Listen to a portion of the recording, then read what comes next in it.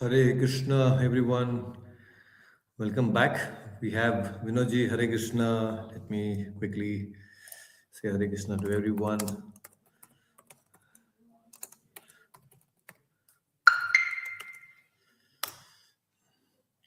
So fantastic, very nice. Thank you so much for joining, Vinodji. And it's been really long that we could connect with the session that we had. So it took some time for us. So Hare Krishna, Hina Mataji. How are you? Hare Krishna Prabhuji, how are you? I'm Yes. fine, thank you. All good, thank you. So it's been really long that we had Yes. Bhagavatam.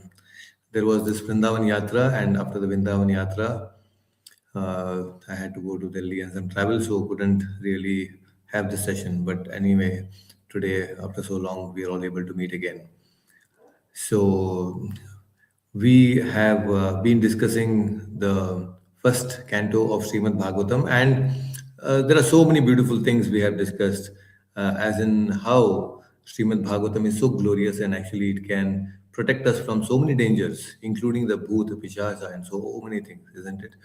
So, Srimad Bhagavatam is the essence of all the Vedas. So, Srimad Bhagavatam, we come across so many great devotees and their life and how they contributed to the world and how they expressed their devotion to Lord Krishna. Isn't it? There are so many beautiful ways that actually Krishna can connect with each one of us. And if we can understand our role also and our connection with Krishna through the study of Bhagavatam, then that is fantastic. That will be the great, learnings. That will be great accomplishment for all of us. So I think we have almost covered 17 chapters so far, and today we are going to cover a bit of 18th and 19th chapter, which ends the first canto of Srimad Bhagavatam. So the next session onwards, we will be continuing our journey, and we will move on to the canto 2. But today, let's understand something very important. But before we go and start this session, let's chant the pranam mantras, which will be displayed on the screen. So kindly join your palms and let's dedicate this session to His Divine Grace, A.C. Bhaktivedanta Swami Prabhupada, the founder Acharya of ISKCON and my beloved spiritual master. So kindly join your palms and chant along with me the pranam mantras. Namo Om Vishnupadaya Krishna Preshtaya Bhutale Srimate Bhakti Vedanta Swamin Niti Namine Namaste Saraswate Deve Gauravani Pracharine Nirvishesha Shunyavadi Pashyat Deshatarine Jaya Shri Krishna Chaitanya Prabhu Nityananda Shri Advaita Gadadhara Srivasadi Gaura Bhakta Vrinda Hare Krishna Krishna Krishna Hare Hare Hare Rama Rama Rama Hare Hare Om Namo Bhagavate Vasudevaya Om Namo Bhagavate Vasudevaya Om Namo Bhagavate Vasudevaya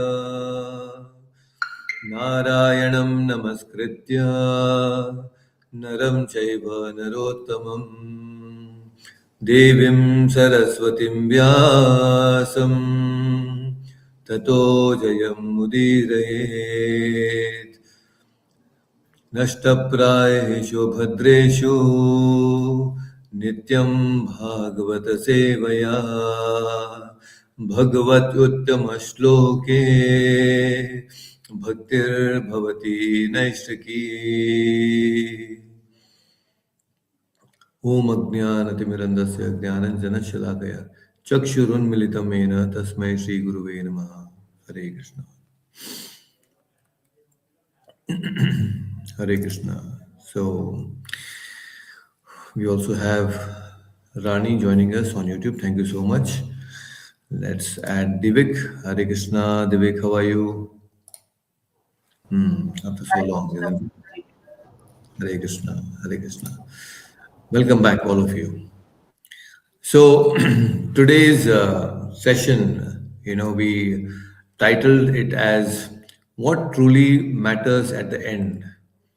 We all have to go through a certain phase of life, and the last stage of life is the death. So at that point of time, when we have to face this reality of death, what really matters to us? Now, this is what is the foundation of Srimad Bhagavatam, because this very same question was asked by Parikshit Maharaj. And that is why we have the Srimad Bhagavatam today. And this is such an important question. Most of us neglect this very reality of life. This is very, very astonishing. And Yudhishthira also confirms during the Yaksha Prashna. He says, Ahanyahani bhutani gachanti ayamalayam sheshastavaramichanti kim ascharya atappara. He says that how that people are so busy doing so many things in day-to-day life, although they are seeing that every day. Every day they see that some accident is happening, somebody some bomb blast is happening. They see that okay, Ram Naam Satya hai. People are going to through the ambulance to the crematorium. Many things they observe, but still man has a hope that oh, my time has still not come. I still have a lot of time. This is the understanding that most people have. They don't see this reality of death and they ignore it, although they see it every day. But they think that I have a lot of time. So this is most astonishing to Yudhishthira and of course to all of us also. Right? So we still have this belief that okay, my time is still not come. I still have a long way to go. Right, so this is why today's title is What Matters at the End? What really matters to you? Huh? So this is what we have to go and understand. Now, see, devotees, they are absorbed in something very, very important when it comes to life. So today we are going to discuss those important things as a devotee, what we are supposed to do, right? What is our ultimate goal? So devotees have these four things in common, and these are very important things. First thing is devotees, they see always good in everything. They don't see anything bad. They don't see faults in others. Fault finding is another fault, Prabhupada says. So devotees are very cautious. They don't see anything bad in the world or in anyone. So that is number one. They're always very positive. They look always at the good thing, the good side of everything in the world. And the second thing is the devotees, they understand the power of association with a pure devotee. See, most people, we don't even have an idea that what is association. Hare Krishna, everyone who has joined on YouTube. We have Dishna, we have Achyutanji. Hare Krishna, thank you so much for joining.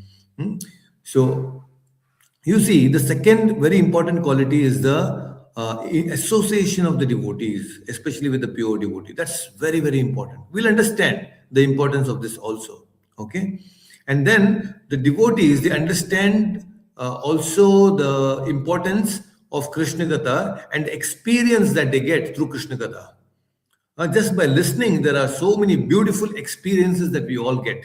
So these experiences are very important and that matters for a devotee. And the fourth thing is the devotees, they experience the mellow of Krishna Nama, the name of Krishna.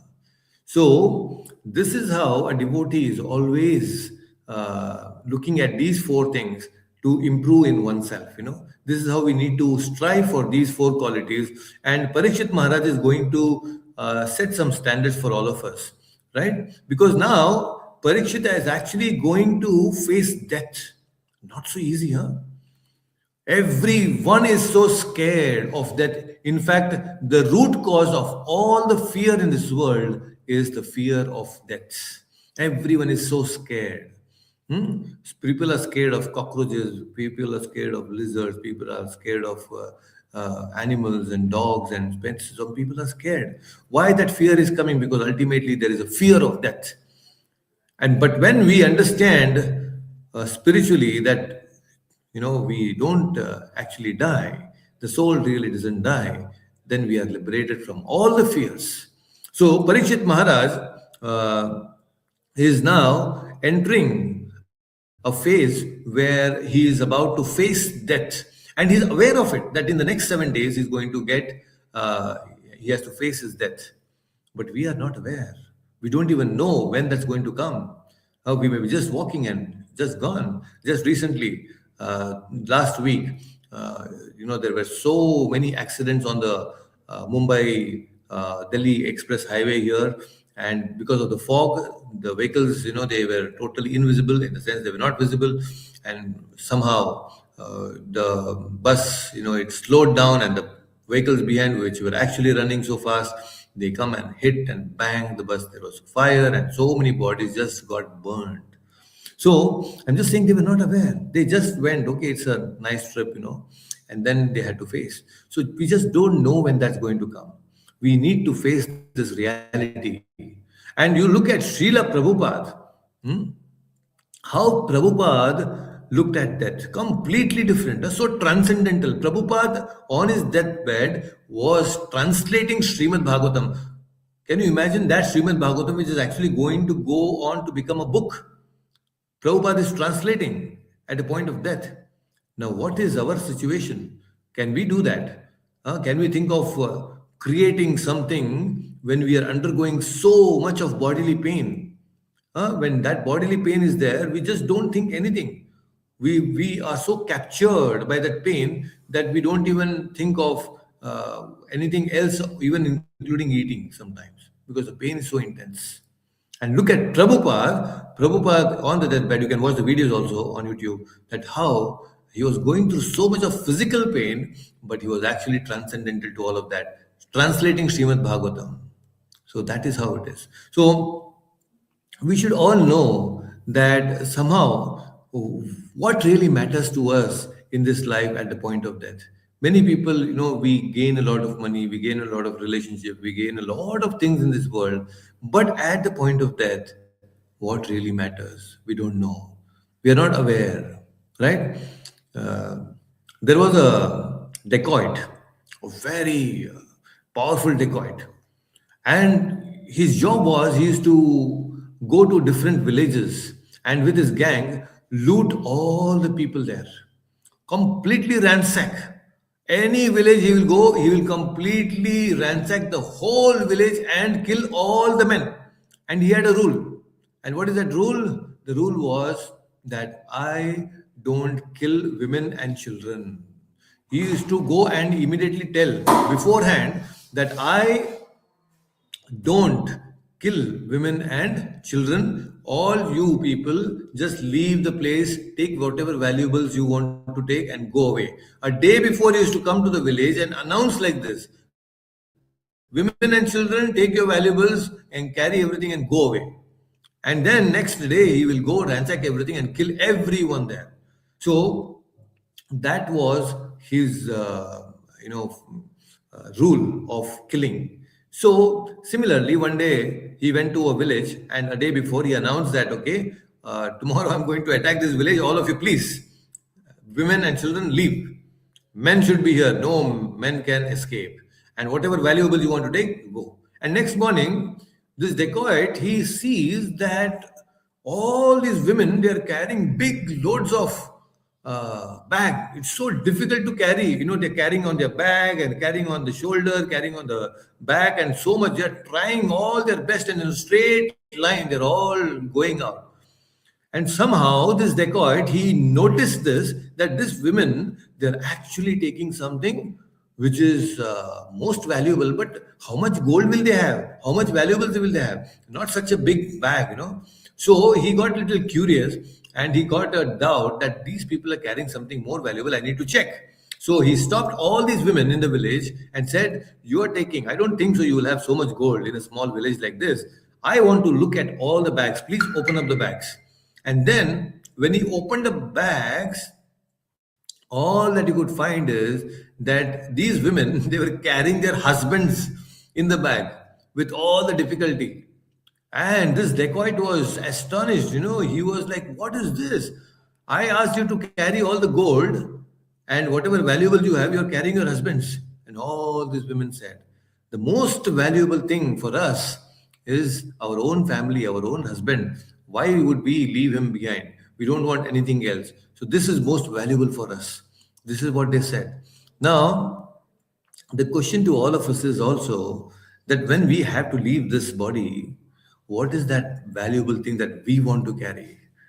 Your gold, your money, your relationships, and all that you have acquired all throughout your life will not come with you.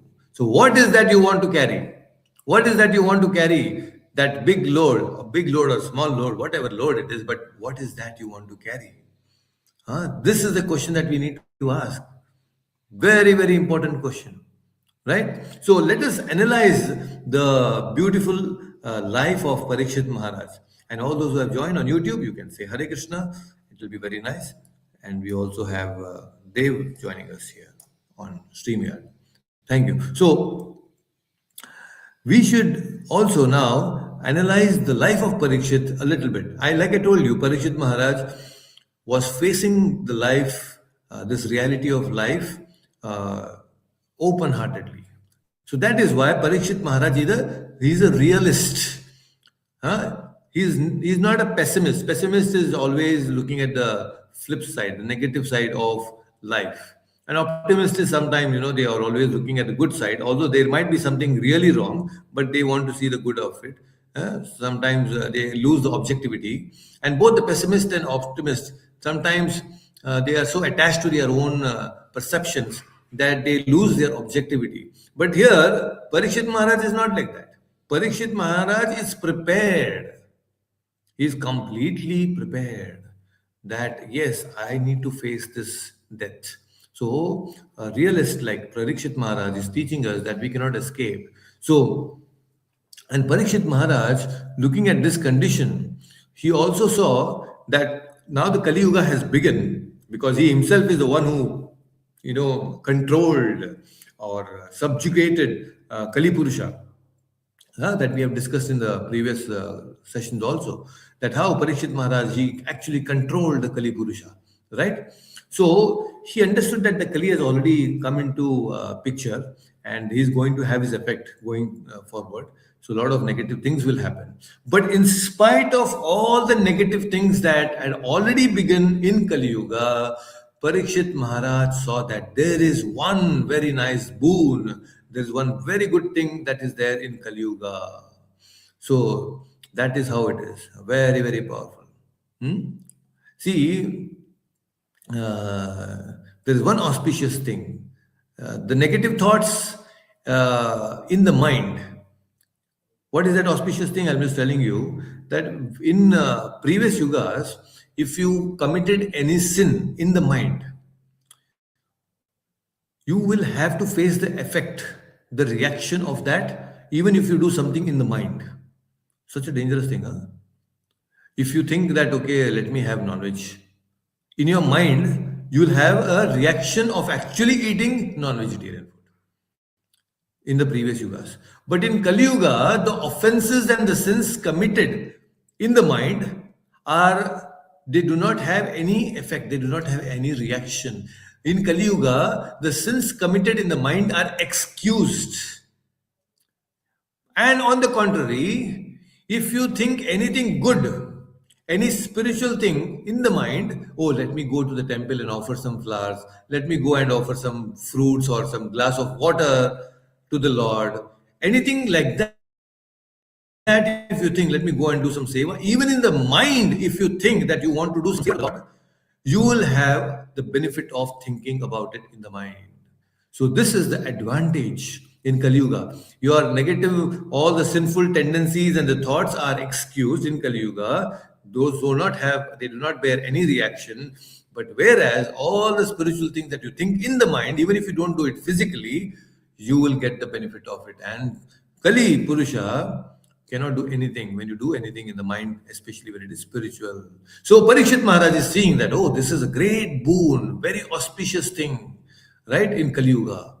That's why last time also in one of the stories that we were discussing about the symptoms of Kali Yuga, there Sahadev, one of the Pandavas, the youngest Sahadev said, he looked at this big boulder, which was rolling off the cliff, and nothing could stop it. It was just rolling. It was heavy boulder, and then finally at the edge of the mountain, it got stopped because of one small tulsi plant.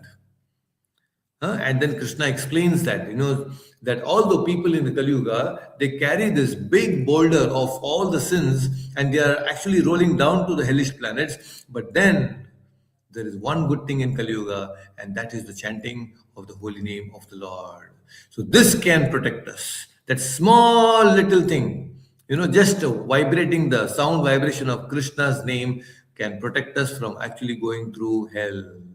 Very, very powerful, right? So now this is what Parikshit is experiencing here. So Parikshit is actually looking at life, and he is actually seeing good in everything. Even in Kali Yuga, he sees that, okay, there is this good thing.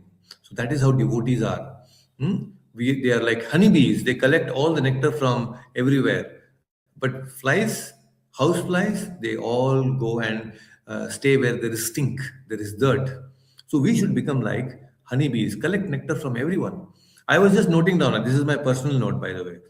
I was just recently noting down some of the devotees that I know, and I was just looking at the good qualities that they have, and I'm still making it. So, I mean, every time you meet someone, you can always make a lot of good qualities, right? So, somewhere someone is beautifully singing. There is one devotee who is beautifully chanting the Premadhvani.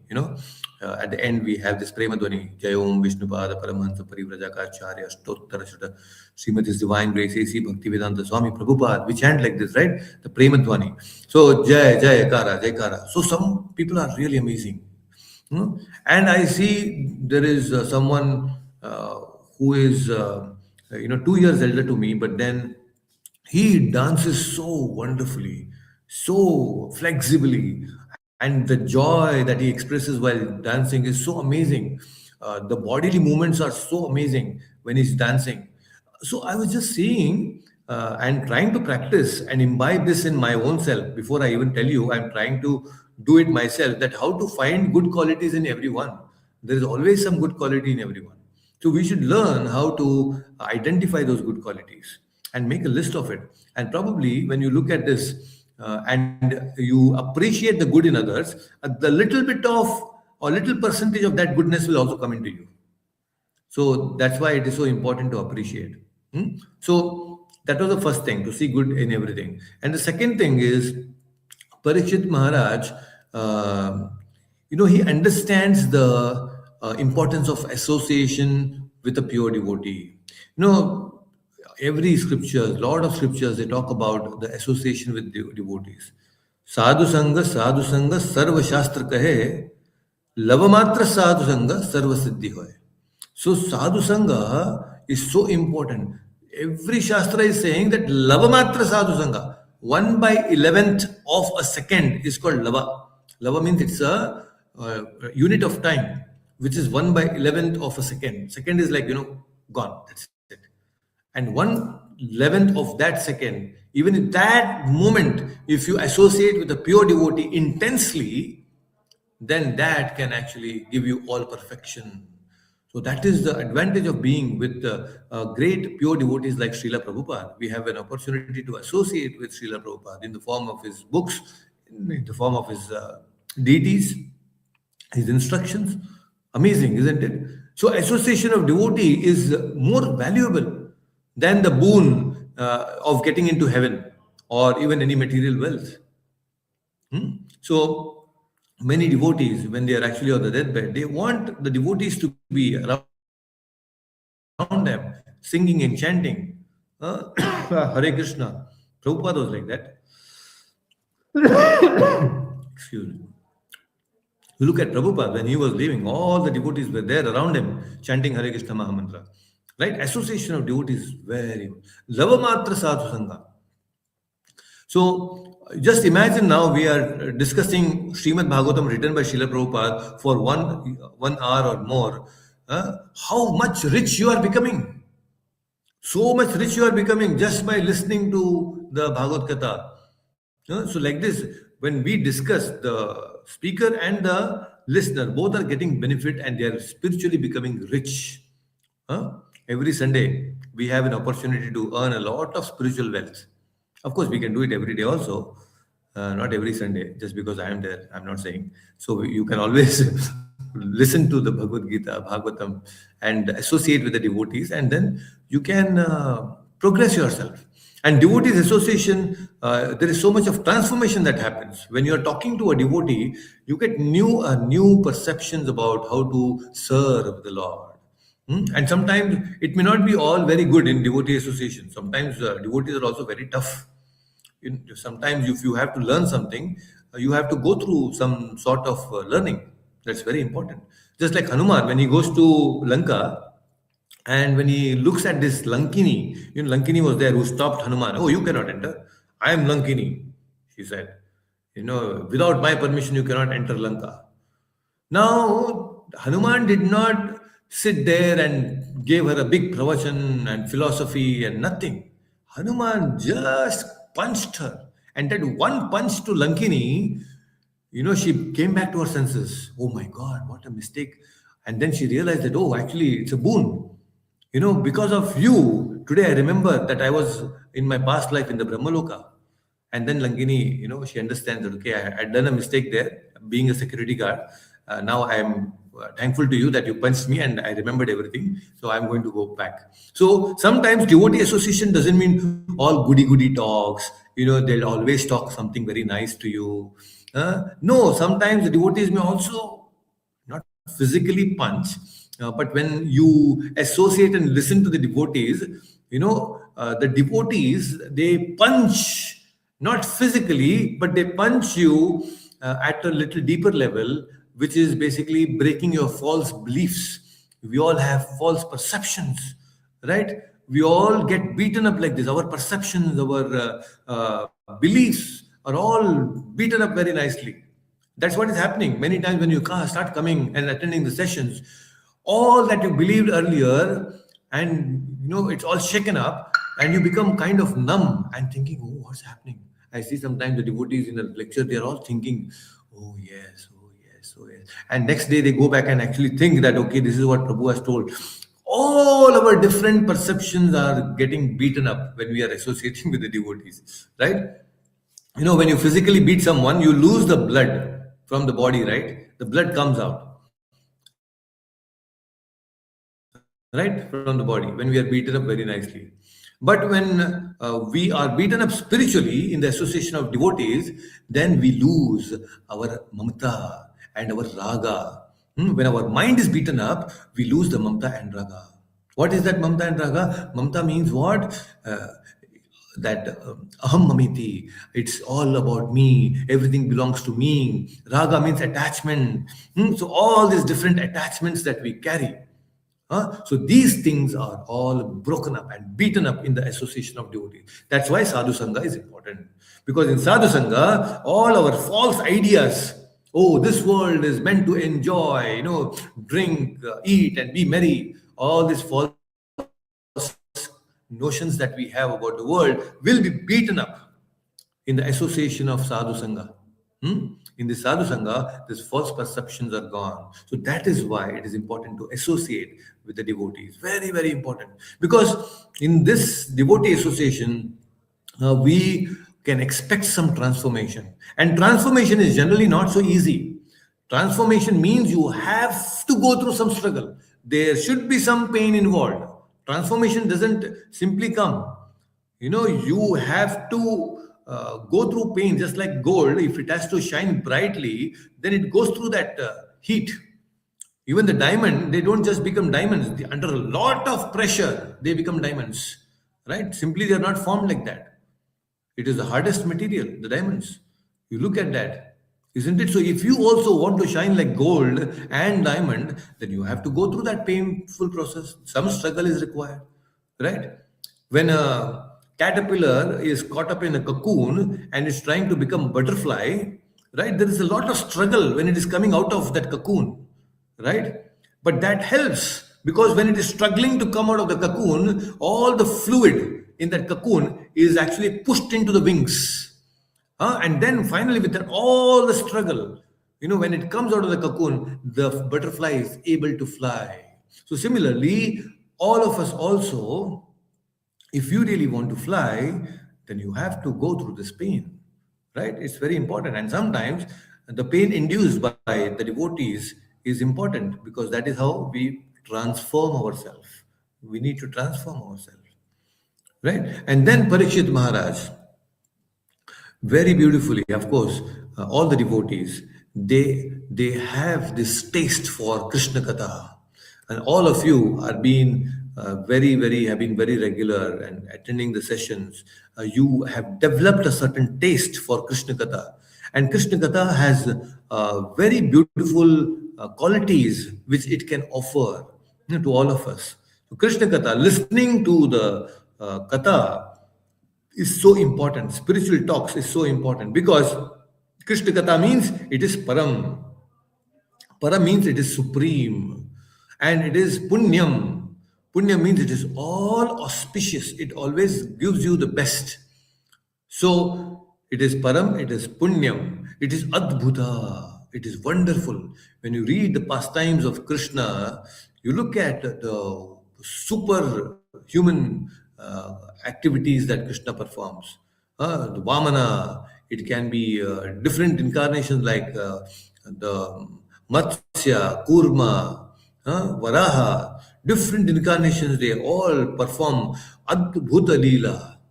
All are Adbhuta Leela. So Param, Punyam, Adbhuta. Then the Krishna Katha is also Yoganishtam. Yoganishtam means it is full of devotion.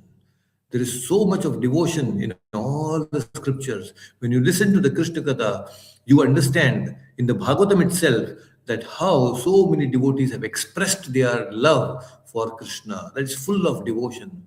Then Krishna Katha is Parikshitam, means it was spoken to Parikshit and of course all the devotees. So when that is spoken to the devotees and the devotees listen to it, that also is very nectarian. Krishna Katha is very Parikshitam. How Parikshit got liberated by listening Srimad Bhagavatam, similarly, it liberates us from this material world. And the sixth quality of Krishna Katha is it is Bhagavata Abhirama. Bhagavata Abhirama means all the transcendental devotees, the Bhakti Vedantas, the Bhagavatas, they relish the pastimes of the Lord.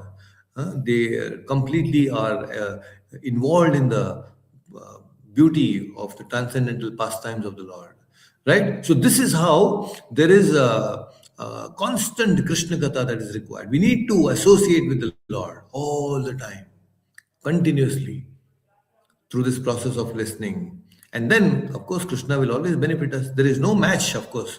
Anything that is spiritual, there is nothing match. From this match, I got remember one thing. It's not about a cricket match. It's just about once the Ravana, he went to Kailash. Ravana, you all know.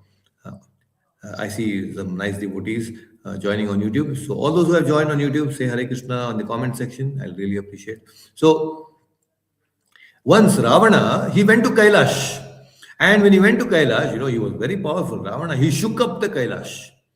and he was very powerful. And then it was like an earthquake, and Parvati was so fearful, afraid. Suddenly something, you're sitting at home and something shakes up.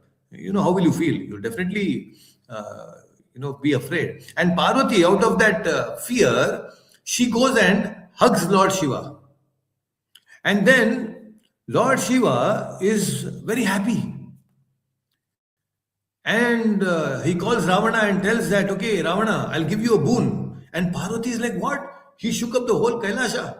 He disturbed and he became, we all became so fearful.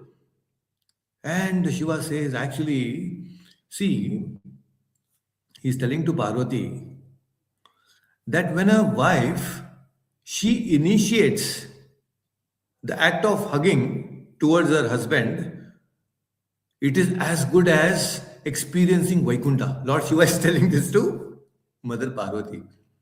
And Parvati is like, what? How can you compare this to Vaikuntha experience? And then Lord Shiva says that, okay, this is the best comparison that I can do for this particular thing that you have done for me. So I'm just trying to say that how Lord Shiva was expressing his love, and he was so happy because Parvati, she came and hugged because of Ravana, and he gave boon to Ravana. Okay, ask me whatever you want. So the point is, I'm just saying that, of course, this just came out of that remembrance that how sometimes we try to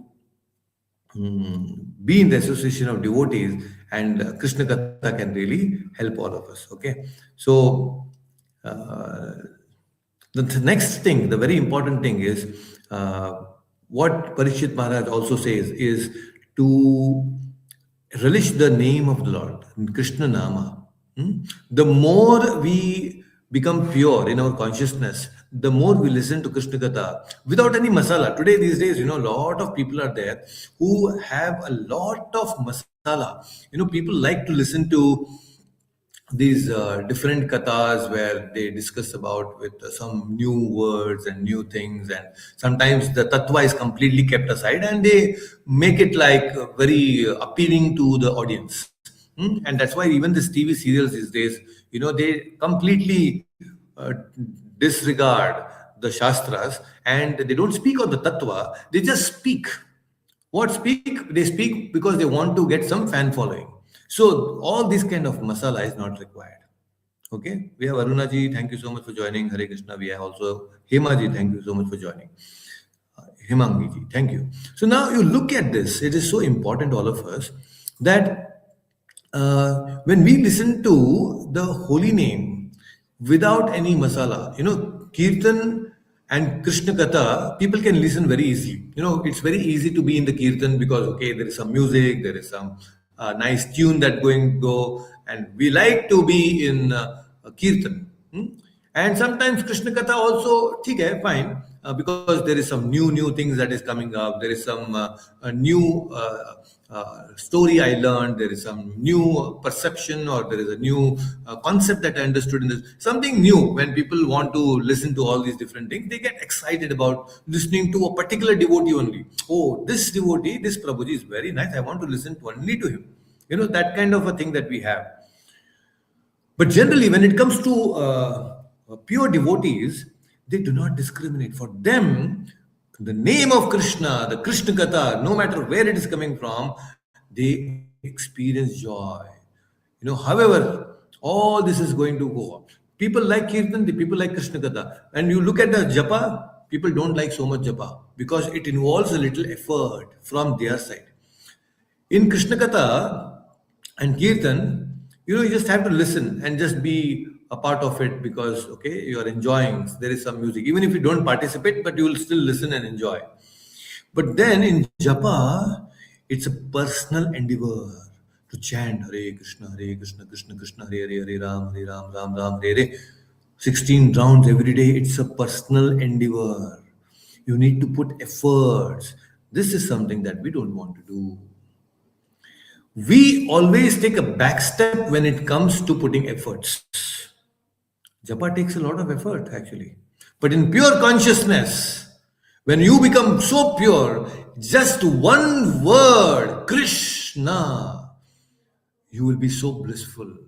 The Goswamis are saying that I don't need one tongue, I need many, many thousands of tongues because I want to chant the holy name of Krishna. See, look at their consciousness. They're saying that one tongue is not enough to chant. And where is our this thing? We have one tongue, but we don't want to chant only. Very difficult for chanting, right? So we have to train our tongue to chant the holy name of Krishna. It is so important. I'll tell you a small story. There was a king, and this king was a very pious person, but then he had a son, a very small, young son, and he was very, very notorious, very naughty. From the childhood, he was like disturbing everyone. He was troubling everyone in the praja, in the kingdom. Such a notorious king, son he was. And people, they were so fed up because he used to go and beat them up sometimes, tell bad words and many things. He used to trouble all these people. So these people, they went with a complaint, they complained to the king that your son is doing all this. And the king was really annoyed and he said, okay, my son is doing all this. So the king said, just go and throw him in the forest. I don't want to look at this face. So the soldiers were ordered, and his own son was thrown, the king's son was thrown into the forest. Get lost from here. I don't want you in the palace. So now this fellow, in the forest, he used to go and kill the animals and eat them and do whatever he wants. And he was going like a nomad there and disturbing and creating havoc with the trees and the plants and animals and everything. One day he saw that there was a Muni who was taking bath in a lake and he was drowning. And he was calling out for help. Please help me, please help me. And this boy, the son of a king, he looks at this Muni and somehow some good thought came into him. He goes and runs and swims and somehow protects this. He brings this Muni to the bank and protects him and saves this Muni. So the Muni was very, very happy. And as an acknowledgement for the seva that he did for protecting his life, the Muni said, please tell me, I want to really bless you. He said, what blessing? I don't want any blessing. But then the Muni said, see, there is everything that will go on very nicely if you chant the word Govinda, the name of the Lord, Govinda. You want to kill animals? No problem. You want to do anything, nonsense, no problem. But you just chant Govinda all the time. So somehow this boy, he took up this and he said that, okay, now I'm going to chant Govinda. So he used to kill an animal and chant Govinda, Govinda, Govinda. He used to break all the trees and cut the trees and plant and then say Govinda, Govinda, Govinda. And this went on for many, many days and months. And he was constantly chanting Govinda, Govinda. And one fine day, when he killed an animal and he chanted Govinda, and that somehow struck him. He said, what am I doing? I'm chanting Govinda and I'm killing this animal. He felt within himself that I am doing something wrong. There was that guilt feeling inside him that I am doing something wrong. This is the power of holy name. So, anyone in any situation, please chant Hare Krishna mantra, because that Hare Krishna mantra, at one point of time, the holy name will give you the right direction from within, a right direction to lead a pure life. We are leading a very obnoxious life right now. Our mind is so contaminated right now. But when we chant the holy name, that name will purify us. Nothing will go waste. When you chant Hare Krishna mantra, mogha means waste. Amhoga, which is the name of the Lord, means that the Lord is Amhoga. That means He'll ensure that nothing goes waste when you perform any spiritual activity. That's why the Lord is called Amhoga. Very, very powerful. Okay, so please understand, everything in this world at one point of time will become a waste. What is waste? That which you cannot use. Our money, our wealth, our near and dear ones. At the point of death, all these people, none of them can actually help you. Your mobile phones, it will not help you. This body, at the point of death, will not help you. Everything will become a waste. But what will really come to you is that Supreme Lord, Amhoga. He is not a waste. He will always be with you, protecting you all the time. Okay, so that is why these things are very important. So, what are the four things that we discussed today? We discussed that how the pure devotees, they are constantly they are looking the good things in others. They always see the positive things in others, right? And they also understand the importance of associating with the devotees. They also understand the experience of Krishna Katha, and they always relish the holy name of the Lord. These four things somehow we have to experience. We have to imbibe these qualities in our life. So every Sunday, this is an opportunity for all of us to do this thing. Krishna Katha is happening, the chanting of the holy name is happening. We are trying to look at the different good things that is happening in the world, right? And association of the devotees is also happening. So this is how we need to understand. Now you look at this whole scenario of Parikshit Maharaj. Now what's happened? Parikshit Maharaj has subdued Kali, Purusha, and is somehow nicely ruling. But one point of time, what happened was he went on a hunting. Now Parikshit Maharaj, when he goes on a hunting, and at that point of time, he experiences hunger and thirst. You know, when you're going outside, definitely you will have some hunger and thirst. So, when there is hunger and thirst, he goes to the ashram of Shamika Rishi. And he goes to the Shamika Rishi, and Shamika Rishi there is in deep meditation, very deep meditation. He's not even aware.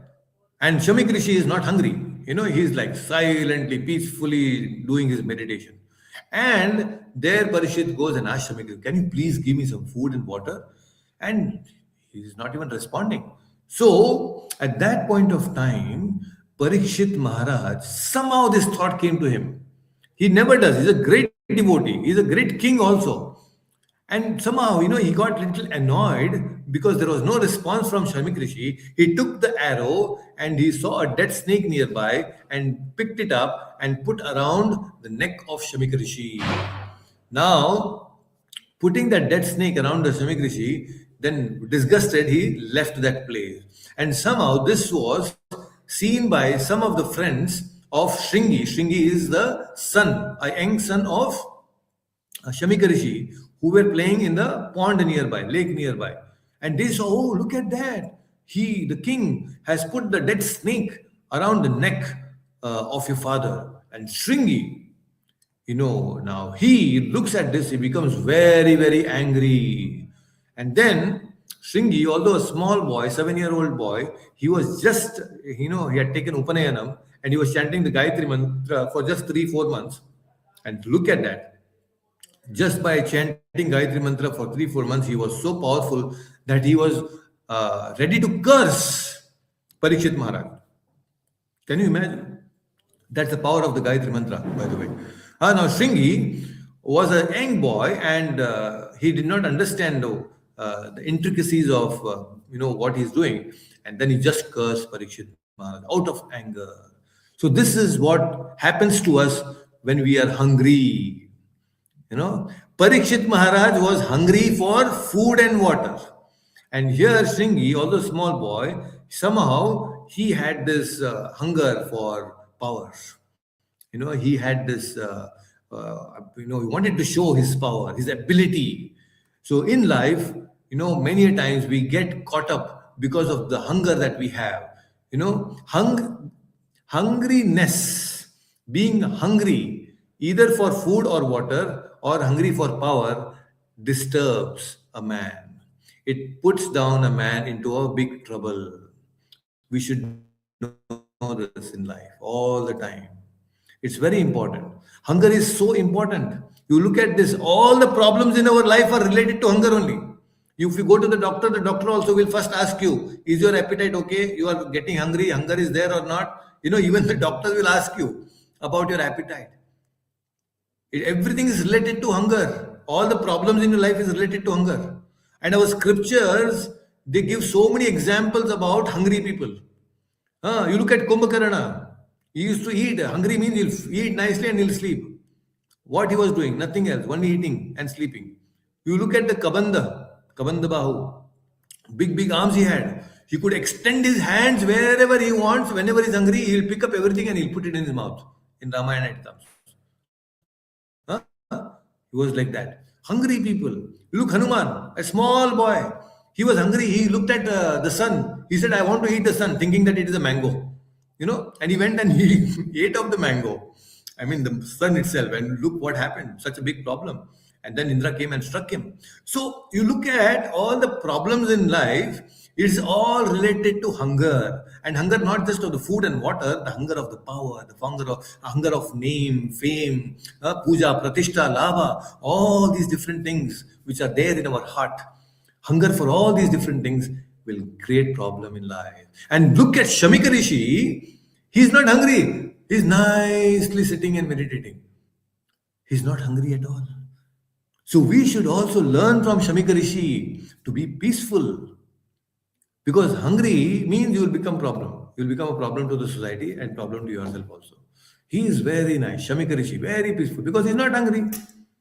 And then when Shamika Rishi, he wakes up. Why he wakes up? Because this Shringi, this small boy, he thought, okay, now I have done something, a big mistake. He started crying.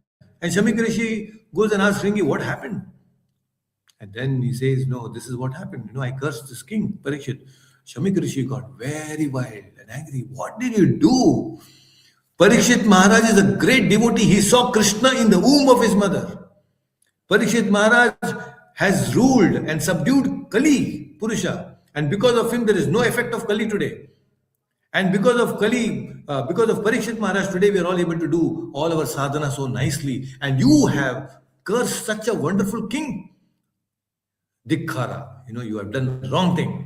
He shouts and scolds at Shringi. This is how it happens. See, the devotees are very forbearing. Many times wrong things happen to us. Look at Shamika Rishi, he did not even care about the death snake around his neck. Shringi was saying, look at that, dead snake. He said, what big deal? It is a dead snake after all. He just took it and threw away. He did not become very angry. Oh, I'll take revenge now. Look at what Bollywood is teaching us. Bollywood is constantly teaching us how to take revenge. Isn't it? You look at any movie, anything that happens, it's all about revenge.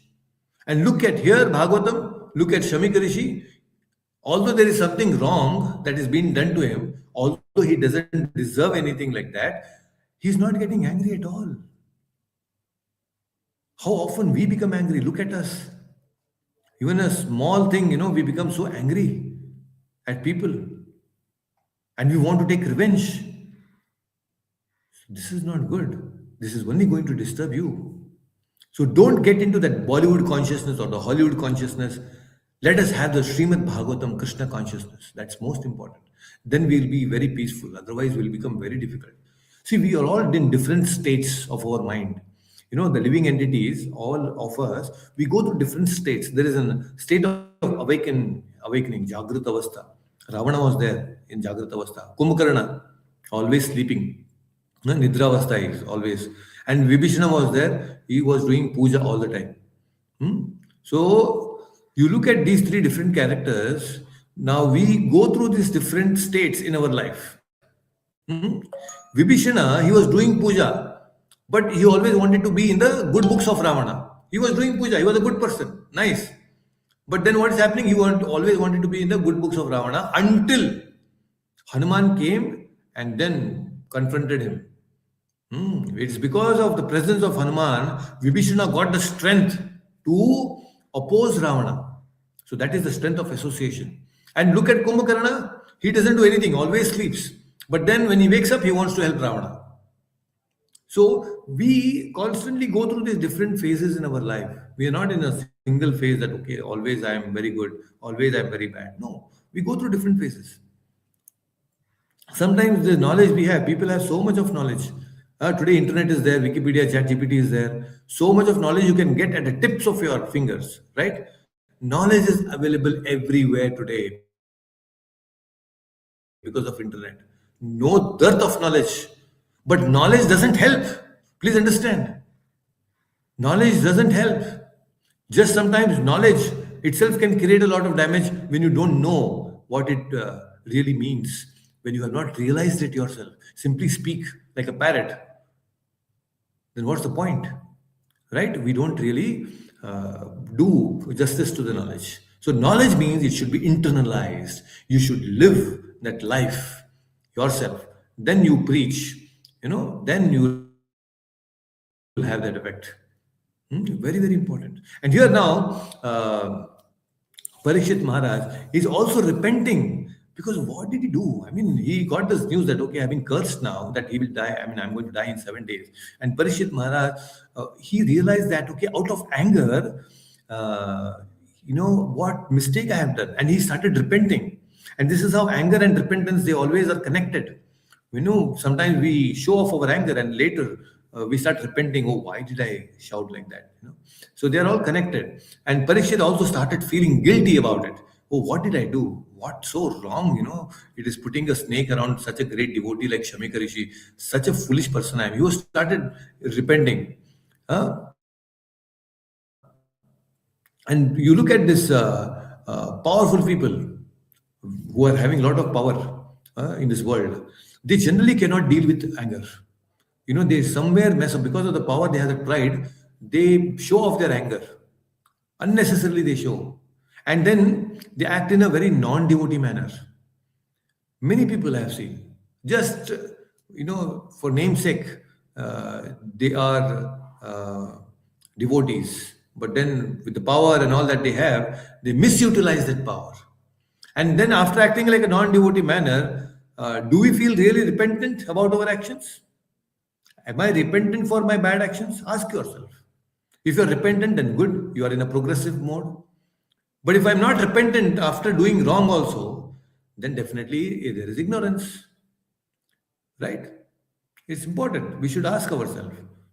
You look at a devotee always reflects upon his actions, not just go on with life. You should reflect upon everything that you say, you speak, you do, right? Everything is important.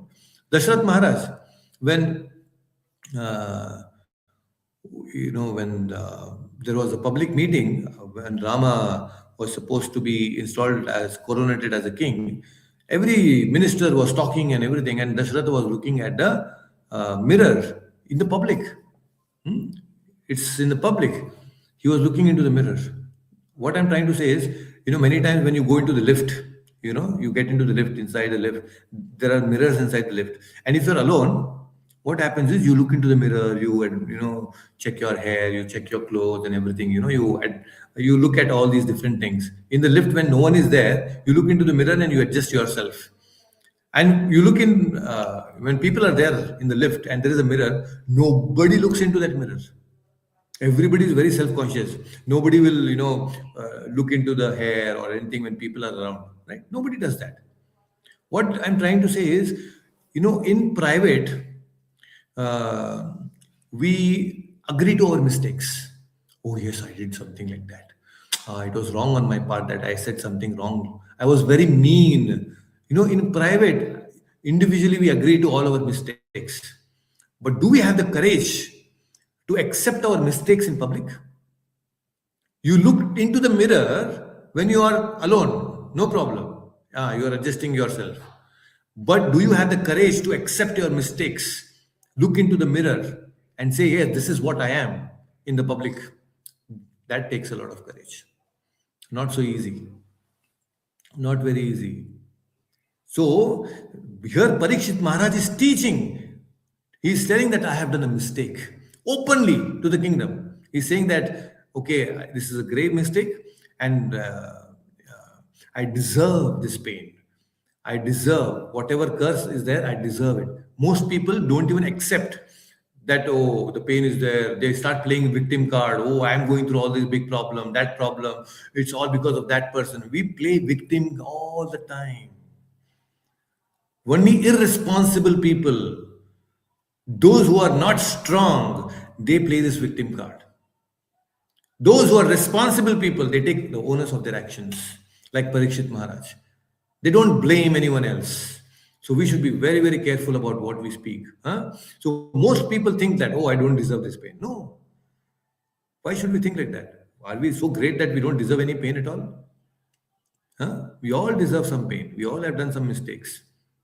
The Lord is, that's why called the Sarangapani. In South India, if you go, a lot of temples will be there. Sarangapani. What is the Sarangapani? The Lord is carrying a bow. And he's carrying a bow. If you look into the temples of Sarangapani, there'll be a bow, but there'll be no arrows. Only bow will be there. So one devotee once he went and asked the acharya there, and then he asked, "I see the bow, but there is no arrows. Swamiji, acharya, please tell me what happened." And then the acharya said, actually the arrows are released.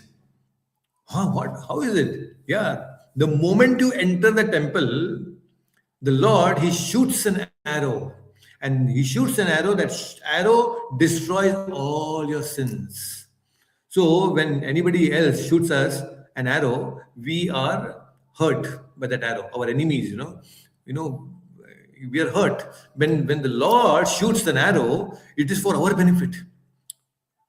The shooting of an arrow by Lord Rama, when he looked at the ocean and he directed an arrow towards the ocean started trembling. Then the ocean comes and surrenders. Lord Rama, please, please, please forgive me. This is my mistake. And then what did Lord Rama do? Because he had already taken the arrow, he just shot that arrow and it went and destroyed all the enemies of the ocean. This is the benefit. So when Lord shoots an arrow, he destroys all our enemies. Okay? Then you may ask question, what happened, Prabhuji? Then Ravana was also shot by the arrow. Ravana was shot by arrow, we say that, but Ravana got liberated. He got liberation. Kharadushana, 14,000, all these demons, they came and attacked Rama, Lakshmana, Sita. They were all killed by arrows of Rama. But what happened to them? It benefited them. They all became sages in the next life. All these 14,000 Karadushanas. So when the arrow is released by the Lord, it is only for our own benefit, our own good. So when pain is there, some pain is there that comes into our life, that pain purifies our consciousness. So let us accept pain. So Parikshit Maharaj also here accepted that pain. He accepted the curse. He accepted the calamity with grace. He thought that this is the grace of the Lord, that this curse is the grace of the Lord. How do we accept our news, bad news? When there's a bad news, how do we accept? Now Parikshit got this bad news, okay, I'm going to die in 7 days. But when the bad news comes to us, how do we react? Just imagine, there's a man, very troubled person, and with lot of problems in his life, somehow from the office when he goes back home. And when he goes back home, on the door, there is an evacuation notice from the government saying that you have to leave this house in the next few days. Just imagine how will he feel? He looks at this notice, reads that in his full tension now. He gets into the house and then tells his wife, "Oh, there is so much of problem. We have got an evacuation letter." Then he asks his wife, "Can you please get me a cup of tea?" The wife says, "There is no tea at home. You go get the tea, I'll make it for you." Now that's another problem. There's no tea. He wants to drink tea, but there's no tea. But then he wants to go, because he wants to go and get some tea powder. He notices that it's already 8 o'clock, prime time. I have my favorite cereal that is going to come. If I go to bring my tea, then I'm not going to look at my favorite TV serial. So tell me, all of you, I have a question now. Dev, what is most important? Which is the bigger problem here for this fellow? What do you think is a bigger problem? Is drinking the tea is a bigger problem? Or what is it? Evacuation Isn't it? notice. Yeah. Evacuation notice, the notice that he has got from the government is the most important. He's supposed to focus on that. And he forgot that and he's focusing on whether should I drink tea or watch my favorite channel or serial. Look at this. Look at this. This is exactly what is happening. We all have got a notice. The very moment we were born in this world, we got a notice that yes, we will be dying one day. That notice is already there. The notice of death. We have to evacuate this body. That notice is there. But we are not focusing on that notice. We are busy looking at, whether do I have to drink tea or coffee or Coca-Cola, or should I watch my favorite Netflix or Prime Video or whatever it is. Look at this. We have forgotten, we have given so much importance to all these different things, and the most important note is that we had to evacuate this body. That is totally neglected. We are not even focusing on it. This is the situation that we are in. Most big problem, right? There was an old movie, a very old movie, and the hero is asking the heroine. It's very nice, old, and of course these days they don't make such movies. Earlier movies also had some philosophy in it, but today there is no philosophy at all.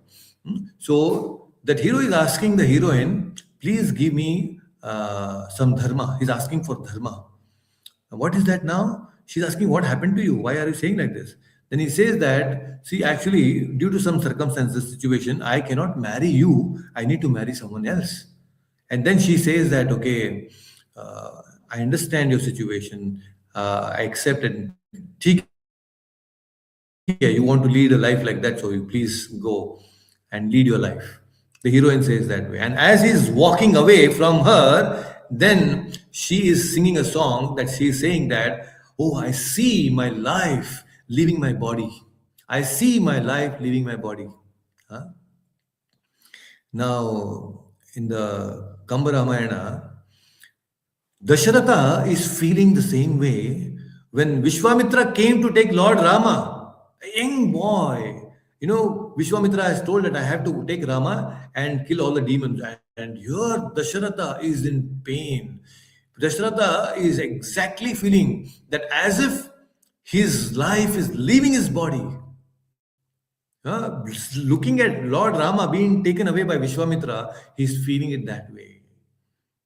Will we ever feel like this for the Lord? Is the question. Sometimes when the Lord is not even there or leaving us, or we are. I remember someday recently the devotees who came for the Vrindavan trip. You know, the final day, most of them had this question. They had this thought. They were feeling so bad. Oh, I'm leaving Vrindavan now. Huh? And they were having this pain that I'm leaving Vrindavan. I'm leaving my home and going to another home. They had this pain of leaving Vrindavan and home. So that kind of feeling should come in us. Many times when we forget our Japamala and we go away to our office or something, do we feel this pain? Oh, I left my Japamala, my bead bag during the trip or during my office hours. Do we feel that pain at least? We should ask ourselves. So we should make the Lord as our prana. He should be our life. Yeah?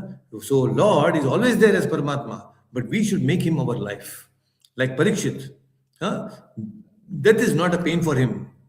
In fact, death is a friend, is not an enemy. Life is the enemy for Parikshit because Parikshit is saying, now I will die gloriously because death will reunite me with my Krishna. That same Krishna whom I had seen in the womb of my mother. He's so happy because now he is about to face death. Are we happy about our death? That is a question we should ask.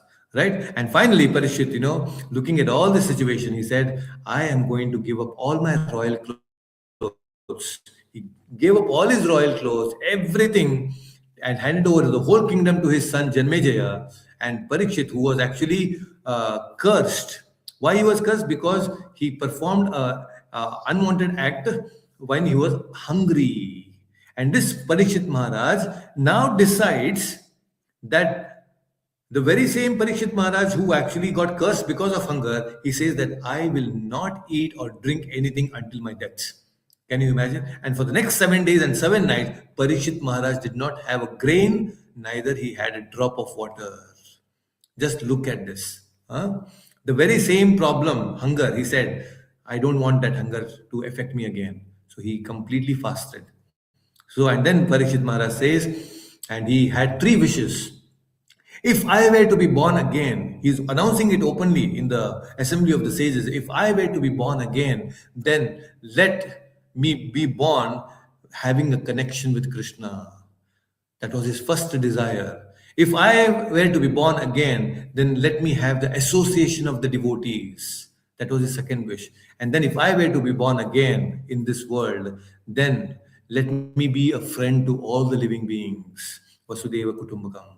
This is the nature. And when all the great sages, they heard these 3 wishes of Parikshit Maharaj, they all shouted saying, Sadhu, Sadhu, Sadhu.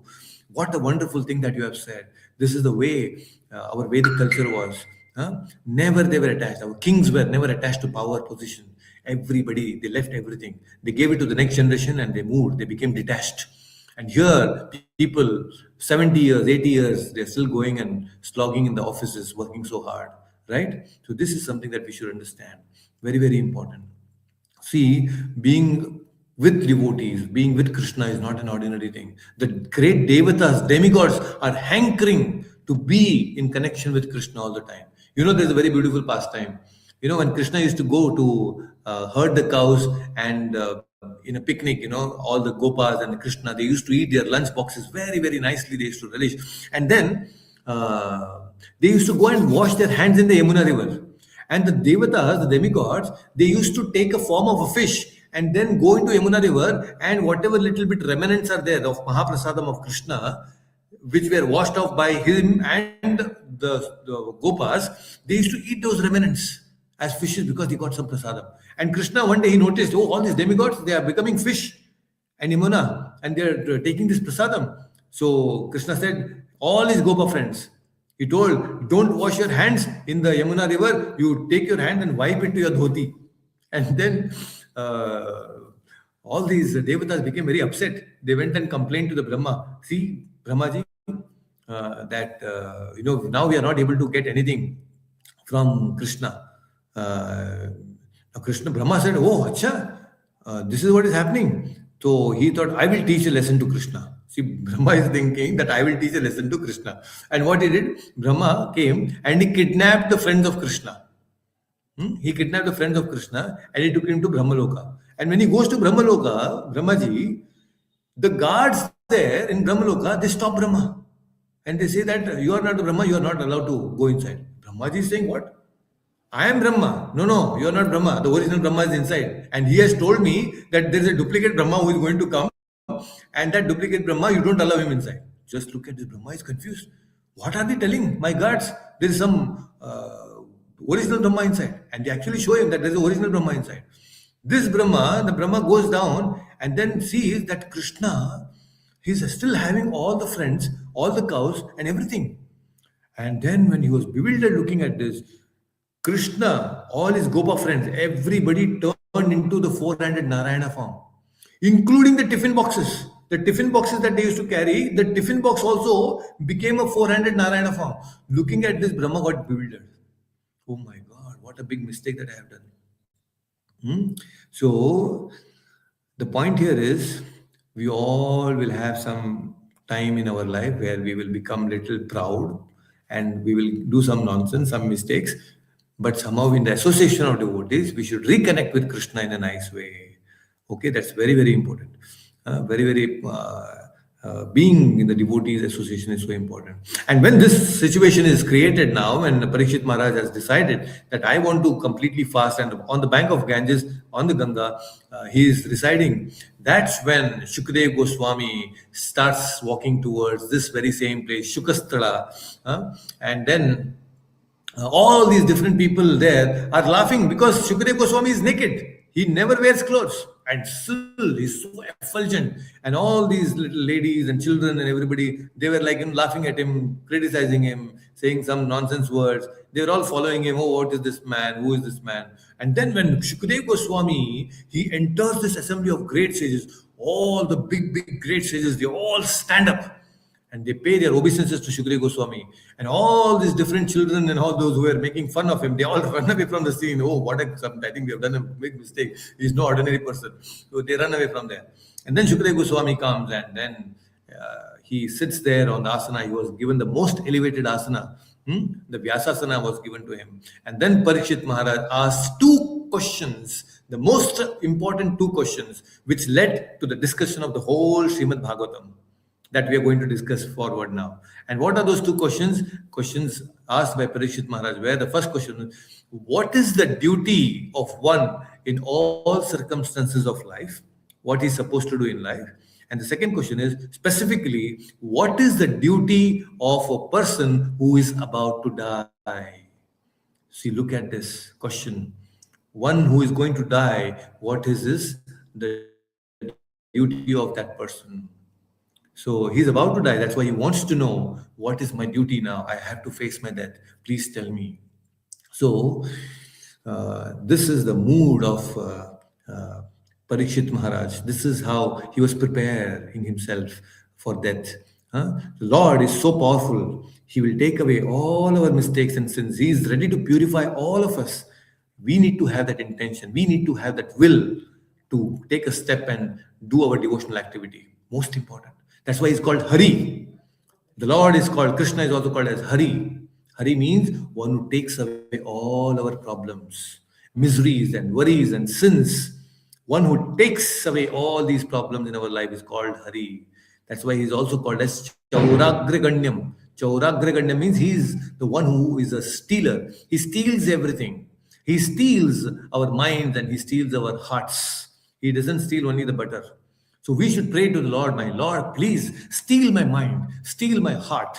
Because right now, my mind is stolen away by Kali. My mind and heart is stolen away by some person. Maybe not even person is still better. My heart and mind is stolen away by the internet and the artificial intelligence and everything of that sort. Our mind is stolen by the technology. So we have to pray, please, my Lord, steal my heart, steal my mind. That should be our prayer. So when Bali Maharaj, he surrendered like this, please bless me. And he surrendered, keeping his head at the foot of Vamanadev. What did he get? He got thousandfold than what he actually asked for. Right? So you are never a loser. When you surrender to Krishna, you are always going to get thousandfold of everything that you ask for. So please, let us all pray to Hari that he take away all the problems in our life, the miseries in our life, and also steal our heart so that we can be fixed in his devotion. Right? So this is our prayer. So any questions? We have Lakshmi Mataji, thank you so much for joining. Any other questions? Any other doubts? Anything that you want to ask? We have Divik. We also Prabhuji, have Varsha ji. Varsha also is joined. Sorry, I just saw you. Yes, Mataji. Prabhuji, you mentioned in the beginning about the Krishna Katha 6 qualities. Yeah. The last two were Parikshitam and Bhagavad Abhirama. The qualities of listening to Krishna Katha, is right? Yeah. So what were the first four? I forgot, Prabhuji. Yeah, the first one is Param. Param means the quality of Krishna Katha is Param. It is supreme. Why it is supreme? Because Krishna Katha gives you the highest perfection. Supreme it is. Supremely pure it is. And it gives you the supreme pure consciousness. That's why it's called Param. The second is Punyam. Punyam means all auspicious. See, when we are discussing this Krishna Katha like this, it is so glorious. All the piety, Punya, is coming into you just by Shravanam. This Shravanam is making you more and more pure. It is cutting off all the misconceptions, the wrong understanding of the world that we have. So it is Punyam. The third is Adbhuta. Adbhuta means wonderful. What glorious pastimes, isn't it? Either it be Krishna, Rama, it can be Narasimha, Varaha. The different incarnations of the Lord, they are so wonderful. Superhuman activities. So great, amazing, isn't it? So just listening to these pastimes are so relishable, isn't it? So beautiful pastimes and stories. Adbhuta. And the fourth is Yoganishtam, full of devotion. So when you listen to Srimad Bhagavatam especially, it is filled with the nectar of devotion. So much nectar is there. So when you discuss and understand and practice, you will relish this nectar more and more, more and more. You want it more and more. So that is how it is. And of course, the fifth is Parikshitam. It was spoken to Parikshit, which means it gives you liberation. Just like Parikshit got liberation, you will also get liberated. And Bhagavata Abhirama, it is relished. Abhirama, it gives you that nice soothing effect when you listen to the beautiful pastimes of Rama and Krishna. There are so many tidbits of wisdom that we get in the Srimad Bhagavatam, the Mahabharata, the Ramayana. These are all beautiful manuals for life, manuals for us to deal with the reality of life. Okay, so these are the 6 qualities. Any other question? Anyone? Dev, Divik, Varsha Mataji, or anyone on the YouTube, those who have joined, any questions, any doubts, anything that you want to ask, please feel free to ask. So,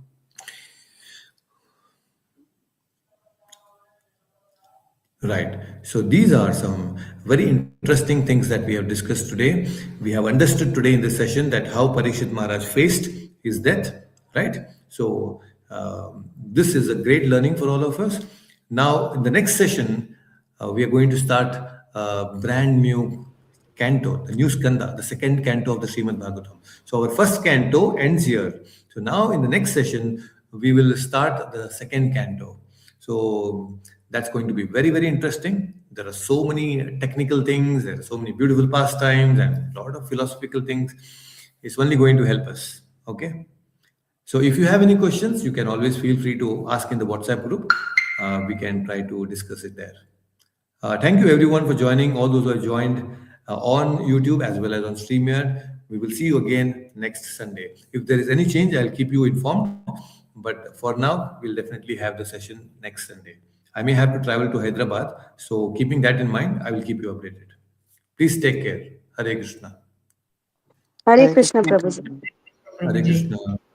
Hare Krishna. Hare Bol. Dev. Hare Krishna.